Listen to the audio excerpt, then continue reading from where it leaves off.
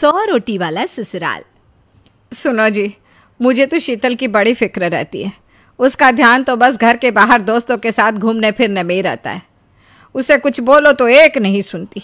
मैं तो कहती हूँ इसकी जल्दी शादी वादी करवा दो, वरना लड़की हाथ से निकल जाएगी।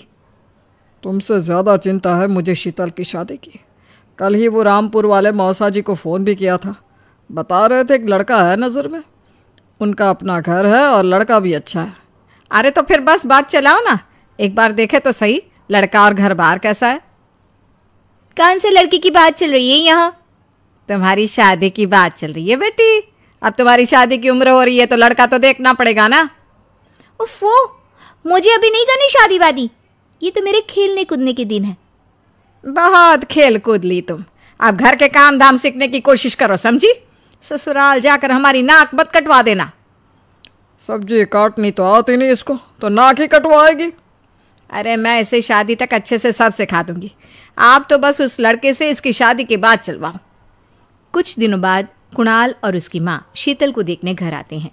कुणाल दिखने में बड़ा ही स्मार्ट होता है। शीतल तो उसे देखती ही रह जाती है। देखो जी, हमारी कोई डिमांड तो है नहीं, बस हम चाहते हैं कि लड़की घरेलू हो, घर के सारे कामकाज संभाल ले। अब आपके परिवार में तो बस 3 ही लोग हैं, पर हमारा तो खूब भरा पूरा परिवार है। बाकी हमें लड़की के घूमने फिरने दोस्तों से मिलने से कोई दिक्कत नहीं है। घर का काम करने के बाद जो चाहे सो करे। अरे वाह, ये तो इतने बढ़िया लोग हैं। लड़का भी इतना स्मार्ट है और ऊपर से इन्हें मेरे घूमने फिरने से भी कोई दिक्कत नहीं है। हे भगवान, तूने तो बिना मांगे ही मुझे सब दे दिया। बताओ जी, और क्या चाहिए हमें? हमारी तरफ से तो रिश्ता पक्का है जी। बस फिर तो हंसी खुशी शीतल और कुणाल की शादी हो जाती है। शीतल मन ही मन बड़ी खुश होती है और उसी खुशी के साथ वो अपने ससुराल में कदम रखती है। आओ बहू, तुम्हारा अपने ससुराल में स्वागत है। ये मिलो अपने परिवार से। ये तुम्हारे ससुर जी, तुम्हारी ननद सुनीता और गीता, सुनीता के पति राजेश और उनके 2 बच्चे राजू और चिंटू। ये ना हमारे साथ यहीं रहते हैं।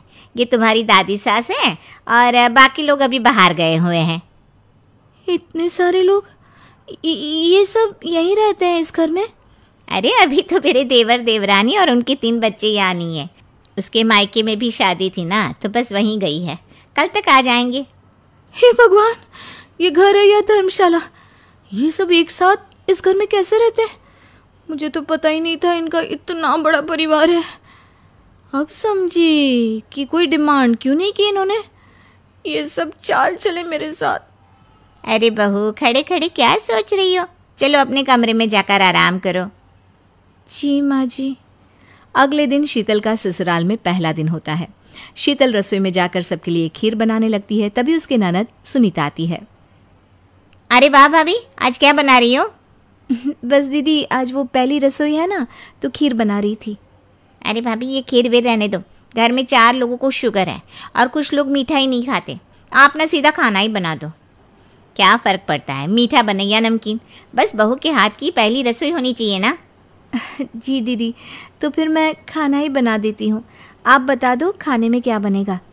बस सिंपल सी कोई सब्जी बना दो, जैसे आलू गोभी या आलू मटर, और उसके साथ रोटियाँ सेक दो। हमारे परिवार में अब तुम्हें मिलाकर पूरे 20 लोग हो गए हैं। 15 बड़े और 5 बच्चे। बड़ों की 6 और बच्चों की 2 के हिसाब से रोटी बना देना। चलो मैं चलती हूँ, सब देख लेना। हाँ, बड़ों की 6 रोटी मतलब कि 15 लोगों की 90 रोटियाँ, और बच्चों की 2 रोटी मतलब 5 बच्चों की 10 रोटियाँ। 90 और 10 मतलब कुल मिलाकर 100 रोटियाँ। हाय, मैं तो मर गई। 100 रोटी अकेले कैसे बनाऊंगी? माँ, ये तुमने मेरी शादी कहाँ कर दी? शादी से पहले तो मैंने कभी 4 रोटी से ज़्यादा नहीं बनाई। शीतल एक बड़ी सी परात में 100 लोगों के हिसाब से आटा निकालती है और उसे गूंथना शुरू करती है।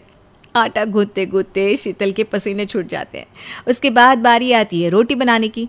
शीतल एक एक करके रोटी बनाना शुरू करती है और 10 रोटी बनाते ही अपनी कमर पकड़ लेती है। हाय, मैं मर गई। मेरी कमर टूट गई खड़े खड़े, और ऊपर से इतनी गर्मी। मैं 100 रोटियाँ कैसे बनाऊंगी?